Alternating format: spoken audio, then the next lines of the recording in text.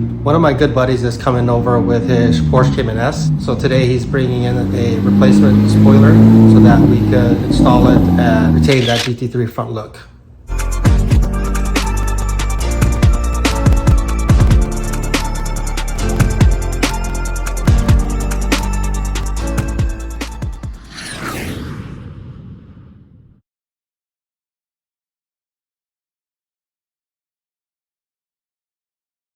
Episode 12 was published more than a year ago, and I remember this vlog because this is the last time that Eduardo had the front lip installed on his car. He texted me later that day that on his way home it got damaged, so he's been basically driving around with just the GT3 front bumper. The following slides are a few pictures that I took during that day's shoot.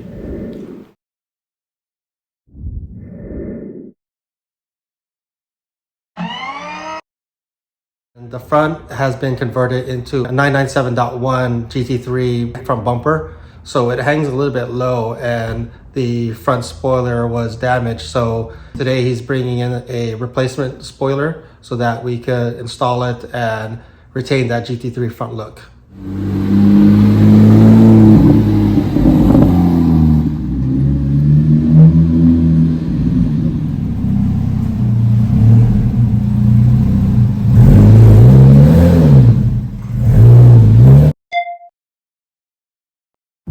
So I have Eduardo's car up on jack stands right now, and so we're going to work on test fitting the front spoiler, and then we're going to go ahead and secure it later with drilling some screws in the bottom. Starting off with securing the corner first. I'm not going to tighten it all the way, but I'm going to work my way around the edges. And this corner right here, I already have it kind of set in place, and so I'm going to work my way to the middle. You'll notice that there's some holes already pre-drilled, so I wanted to make sure that when I drilled a new hole that it wasn't too close to the older ones that were there before.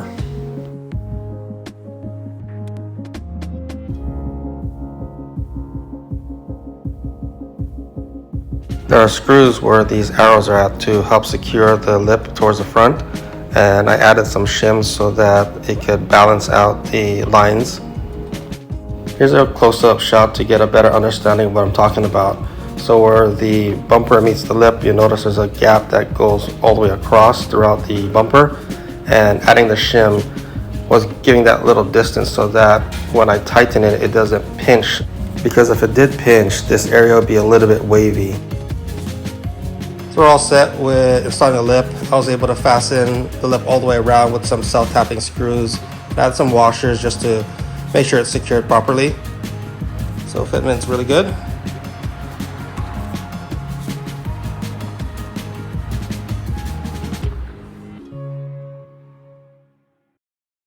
So now that we have the front spoiler installed, we're gonna have this car come down from the hydraulic jacks, and then we're gonna cruise out for some lunch.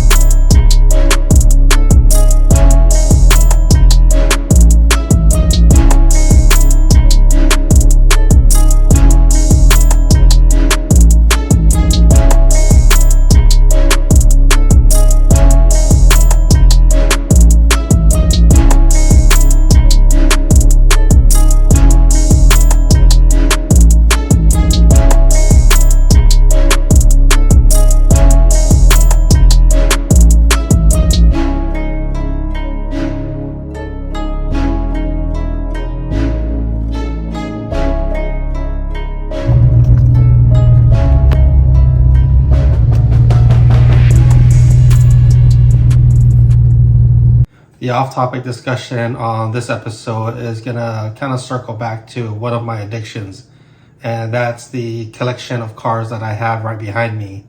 The newest car to add to my collection is the Lamborghini Huracan Performante. Here's a closer look of the Performante. I really like the spec of this car with the finish of the Rosso Via, which is a little bit of a darker shade of red. It almost looks like a maroon finish. And with the black wheels, it really gives the car a very commanding presence.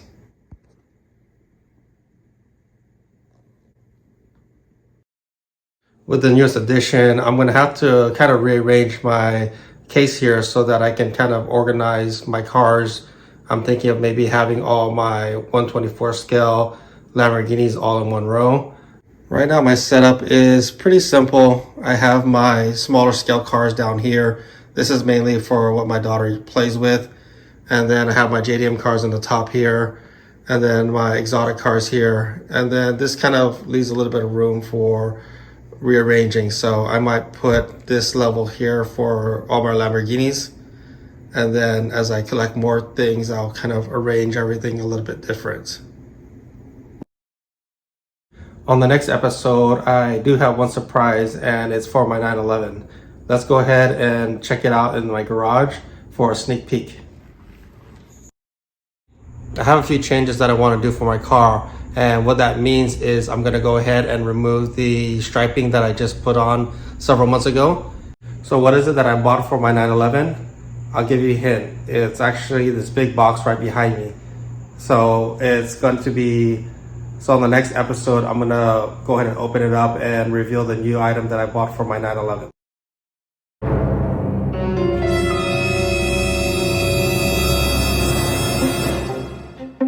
So that's going to do it for this episode. Thanks for joining, and we'll see you on the next one.